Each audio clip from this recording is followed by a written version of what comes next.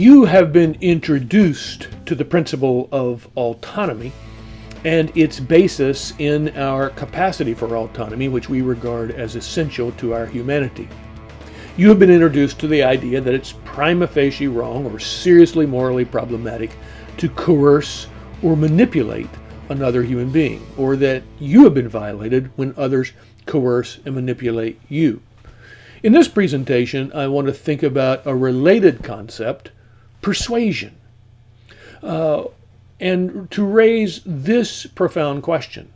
If coercion and manipulation are prohibited, if they are seriously morally problematic, what about persuasion? Does the principle of autonomy suggest that we ought not attempt to persuade others to do and to think as we think they ought? You will recall that coercion involves threatening someone to get them to think or to do what we want them to think or do.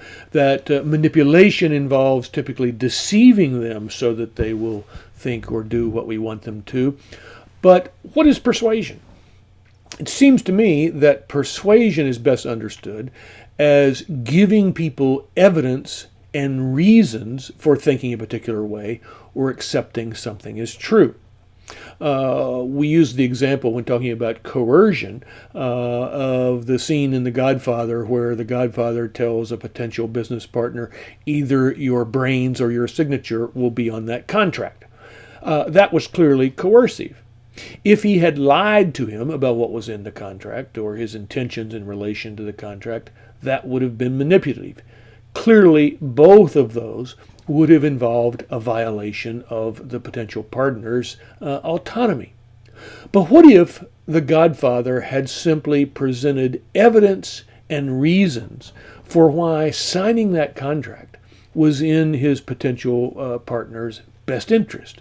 Why reasons or evidence for why that was what the person really should do? That would have been persuasion, right? And it seems to me that giving such evidence and reasons is not a violation of people's autonomy because it does not prohibit them or does not in any way interfere from their exercising their own autonomous capacities.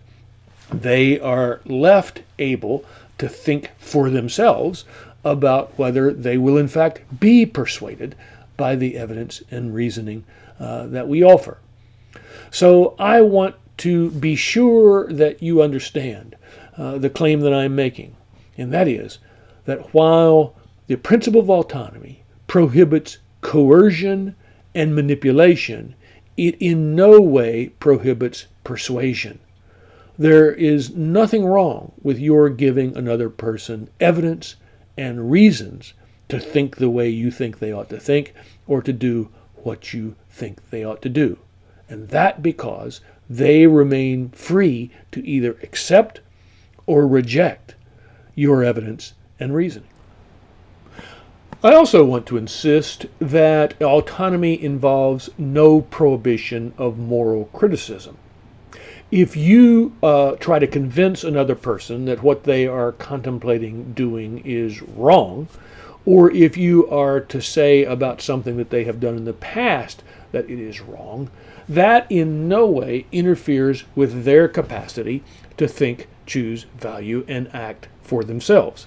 Now, obviously, when you are looking back at a previous decision and making a judgment about it, that interferes in no way with their thinking, choosing, valuing, and acting in the past as they saw fit. It seems to me that the way to think about this is simply to recognize that moral criticism is a particular kind of reason giving.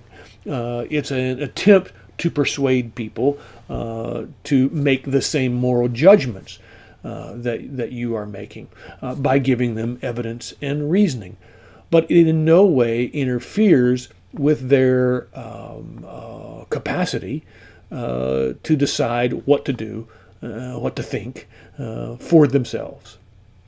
This is important to recognize for this class because you are going to be asked to to make judgments about cases, and there will be a temptation on your part to refuse to make a judgment because you think in so doing you are somehow interfering or violating the principle of autonomy.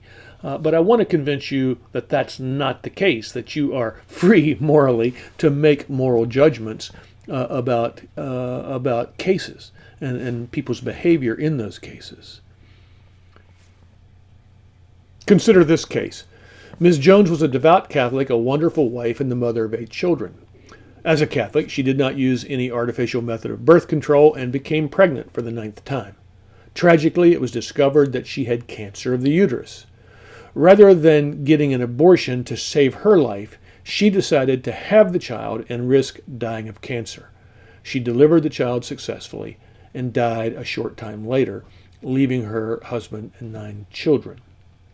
Now, you might be presented a case like that and asked to say whether you think she did the right thing or the wrong thing.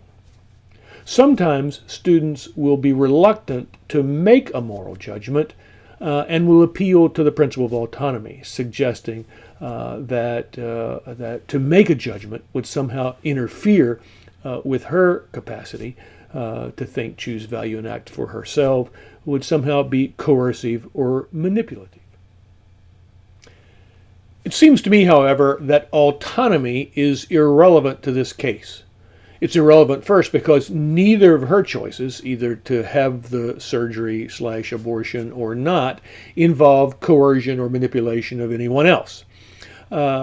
Secondly, autonomy is irrelevant because the case is not asking about the possibility of someone interfering with her choice. Autonomy is irrelevant because you are not violating her autonomy in making a moral judgment, whatever it might be, about what she did. Some would say, well, we can't tell her she can't have the surgery abortion because that is her right. Well, surely that's true. But for you to say that somehow because of the principle of autonomy, you cannot make a judgment about that choice, I think is mistaken. Your judgment about the choice she's making in no way interferes with her right or her autonomy or her freedom to make that choice. Even were you to make that judgment before she acted and in her presence, you would not be violating her autonomy. Why? Because she would remain free to listen to your reasoning and to decide autonomously whether or not to do as you think she should. The key issue here with regard to persuasion and to moral judgment or criticism is this.